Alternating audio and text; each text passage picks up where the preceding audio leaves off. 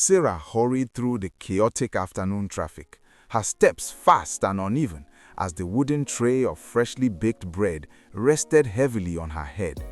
The sun was cruel, pouring fire onto her skin, and sweat streamed down her back, soaking into her worn-out dress.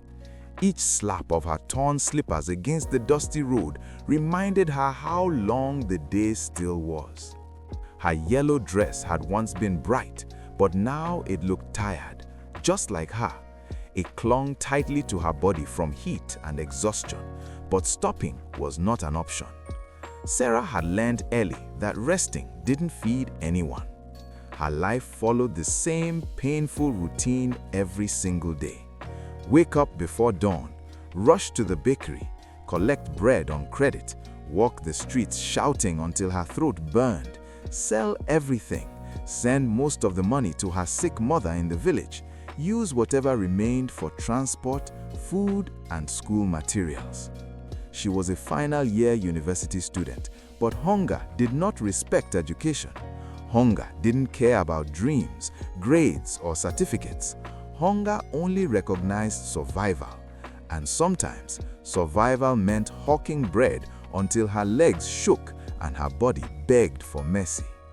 Her mother had been ill for months, too weak to work, depending on Sarah for everything.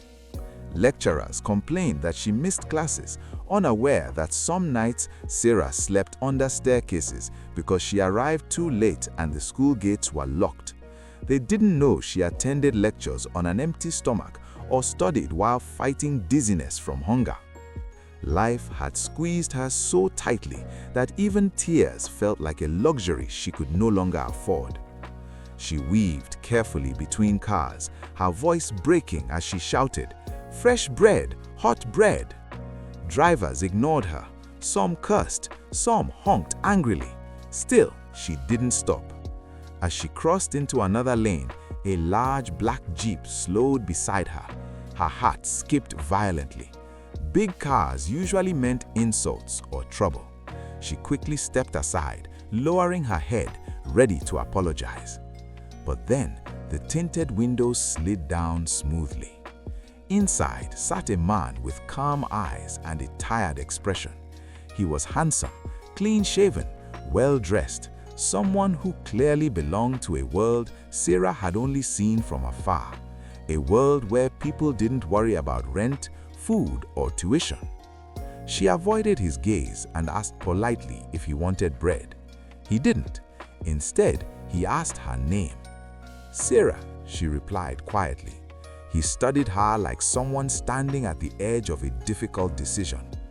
After a moment, he introduced himself as David and said something that stunned her completely. He told her she was beautiful. Then he said he needed her help. Fear crawled up her spine. Instantly, nothing good ever followed those words on the street. She considered running, but his voice held no deception, only exhaustion. He explained that his father had been pressuring him relentlessly to bring home a woman he intended to marry. He needed someone to pretend to be his girlfriend for just 2 months. Sarah rejected him immediately. "No," she said, firmly. She wanted no scandal, no stories, no trouble with rich families. Her life was already heavy enough. Then David said something that made her breath hitch. He offered her a clean, peaceful place to stay, weekly payment, good food, safety, no hawking for 2 months. The world tilted. A bed without fear, nights without hunger, money she could send home properly, no insults, no sunburn, no sleeping hungry. She looked at him properly this time and saw not a predator, but a man drowning in pressure. Still, she hesitated. Life had taught her nothing was free. "I don't know you," she whispered. "You don't need to," replied David calmly. "Just help me. I'll make life easier for you." Her thoughts rushed to her mother coughing in the village, to the nights she survived on soaked garri with no sugar, to the fear of dropping out of school. When he asked again, she nodded. Yes. Relief washed over his face. He told her to meet him the next morning in a boutique so he could buy her clothes. She glanced down her faded dress, embarrassment and hope mixing painfully inside her. That night, Sarah barely slept. She sat on her mattress, staring at cracked walls, replaying the offer again and again. By morning, she wore her cleanest dress and walked to the boutique, fear pounding in her chest. She almost turned back, but David appeared, smiling warmly, and ushered her inside. Cold air touched her skin, and she nearly gasped. Bright lights, soft music, expensive scents. For the first time in years, she stood in front of a mirror wearing clothes that made her feel human again. When she stepped out in a soft blue gown, David smiled genuinely. That one. Not romantic, just respect. He bought her shoes, bags, wigs, simple jewelry, clothes for comfort, clothes for confidence. Then he took her to the apartment. When Sarah stepped inside, her legs nearly gave way. Clean floors, soft curtains, a bed bigger than any she had ever known. She cried quietly when he left, not from sadness, but from safety. The next morning arrived quietly, but Sarah's heart was loud with uncertainty. She woke up in the guest room, staring at the smooth white ceiling, half expecting everything to vanish like a dream. The bed beneath her was soft, the air cool, the silence peaceful. For a long moment, she lay still, afraid that moving might wake her back into her old life. But nothing disappeared. She rose slowly and walked into the bathroom. The mirror reflected a version of herself she barely recognized, clean, rested, dressed in clothes that didn't look borrowed from struggle. Tears filled her eyes again, but she blinked them away. This was real. Later that day, David took her to his father's mansion. The house was massive, polished floors, towering walls, quiet power everywhere. Sarah sat carefully on the edge of the couch, her hands folded tightly on her lap.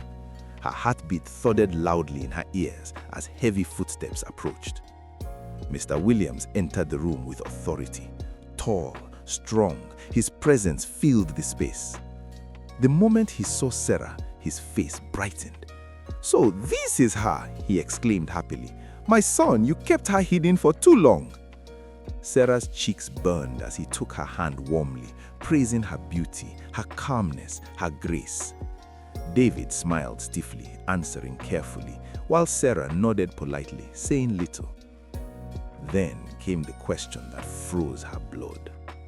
"My dear," Mr. Williams said kindly, leaning forward, "tell me about your family." Her tongue went dry. Her truth, her sick mother, leaking village house, hunger had no place here. Before she could respond, David spoke smoothly, weaving a lie so effortlessly that Sarah almost forgot to breathe. He described wealthy parents, land, respect, comfort. Mr. Williams clapped his hands joyfully. "I knew it," he declared. "A woman with this composure must come from good roots." Sarah forced a small smile while her heart trembled. That night, guilt followed her back to the apartment like a shadow. 2 days later, David showed Sarah's photo to his younger sister, Gina. Gina's reaction was instant. "This girl," she exclaimed. "David, she's in my school." David frowned. "She's poor," Gina continued sharply. "People say she hawks bread. She barely talks to anyone. Why would you bring someone like her home?" David sighed. "I hired her," he admitted. "It's temporary." Gina was stunned. "You are insane," she whispered. "Dad already likes her." "That is why you must keep quiet," David pleaded. Though Gina agreed, resentment brewed deep inside. At school, Gina confronted Sarah openly. She blocked her path in the hallway, her voice dripping with contempt. "I know who you are," she hissed. "You don't belong near my brother." Sarah listened silently, absorbing every insult without reply. But silence did not stop Gina. "I will ruin you if you don't stay away," she threatened. Sarah looked at her calmly. No fear, no tears, just quiet strength. That calm unsettled Gina more than shouting could ever. A week later, desperation forced Sarah back to the streets. Her mother had been rushed to the hospital. 10 million naira. The number crushed her. She returned to hawking bread, heart shattered. David found her there. Anger flashed across his face before melting into concern. "Why didn't you tell me?" he demanded. "I didn't want to be a burden," Sarah cried. Without hesitation, David promised to pay. At the hospital, he covered every cost. The surgery was successful. Sarah collapsed into tears, not from pain, but relief. For the first time, someone had chosen her struggle as their own. That night, Gina accused Sarah again, this time loudly, publicly. Something inside Sarah snapped. She faced Gina fearlessly, exposing the hypocrisy, the secrets, the cruelty. The hallway exploded with gasps and laughter. Gina ran away humiliated. That humiliation drove her home to tell the truth. Mr. Williams was furious. David admitted everything. Then he said the words that changed everything. "I love her." His father refused. He demanded a choice: family or Sarah. David chose Sarah. Days later, Mr. Williams faced a business crisis he could not solve. Reluctantly, he allowed Sarah to review the documents. She found the error within minutes. The deal was saved. Mr. Williams stared at her in silence. Respect replaced pride. From that day, she was no longer the poor girl. She was family. Months later, Sarah walked down the aisle with confidence and grace. The same girl who once hawked bread now stood radiant. David held her hands tightly. "No one could stop us," he whispered. She smiled. "No one ever will."